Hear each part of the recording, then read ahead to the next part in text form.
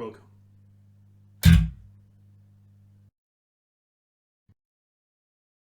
When did all this prog nonsense begin for me then? Well, believe it or not, I'm slightly too young to have caught the first golden era of prog in the 70s. It wasn't really until the late 70s that I became obsessed with music, and even then I was listening to the heavier side of things.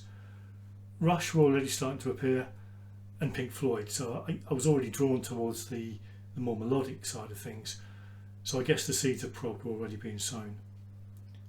I can pinpoint the actual day when things changed though. That was the 29th of August 1982, Reading Festival.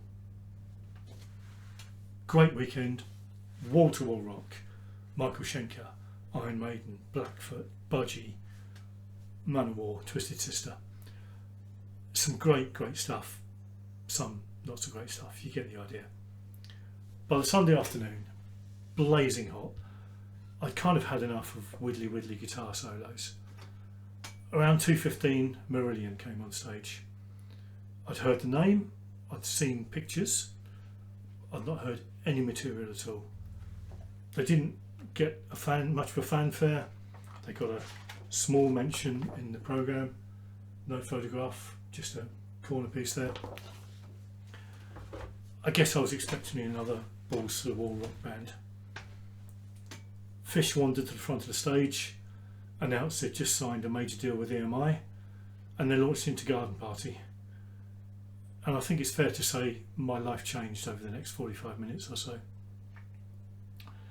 They introduced me to a whole new world of music.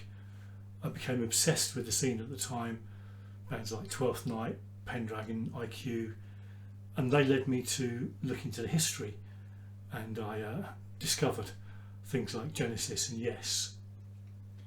So I guess you could say Garden Party was the first piece of proper prog that I really paid attention to, and it's quite bizarre that all these years later I find myself in a tribute band playing exactly that era of material. The song itself, pretty straightforward, but I think it highlights just what an exceptional talent Peter Ravis is.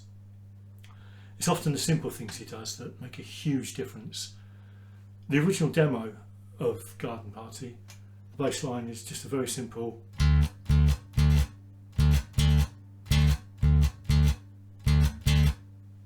just sitting on the root. It's in tune, it's serviceable, but it's ultimately quite dull. When Pete joined the band, he listened to what was going on. In particular, he listened to the drumming, and he changed it to what we all know and love.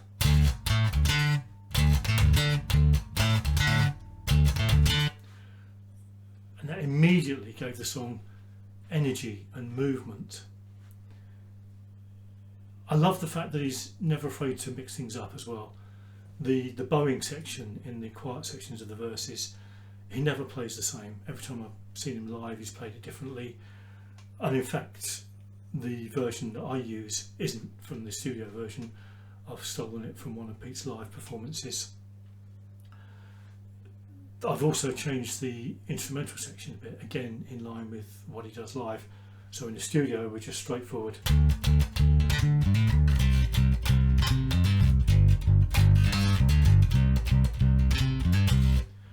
He just makes the small changes just to give it a bit of movement, a bit of excitement again.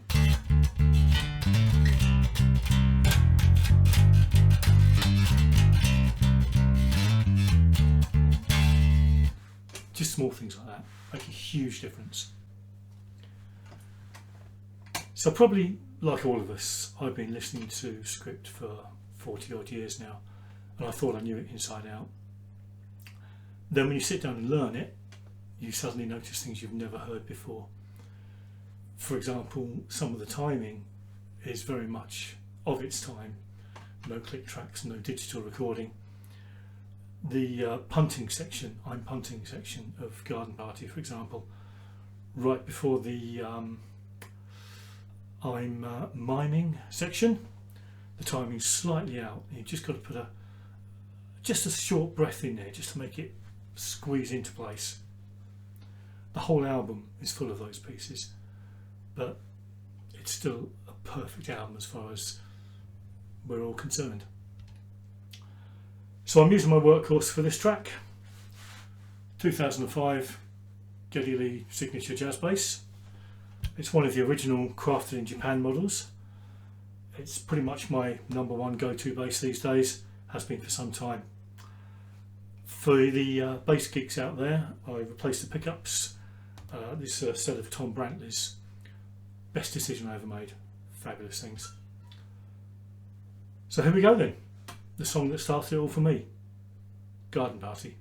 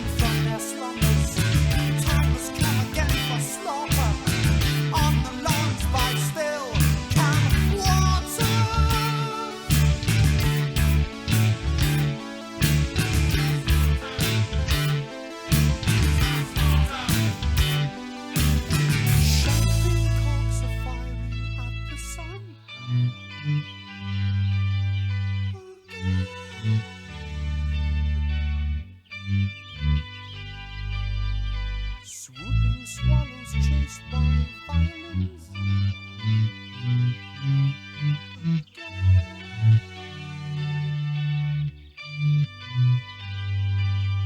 Straffed by Strauss, they soak in crumbling.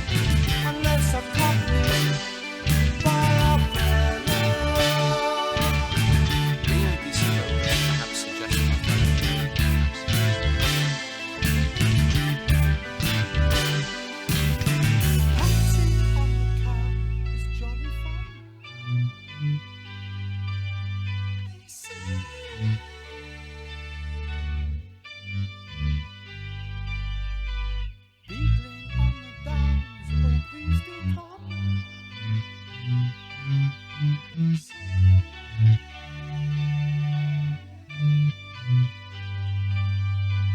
Rugger is the top.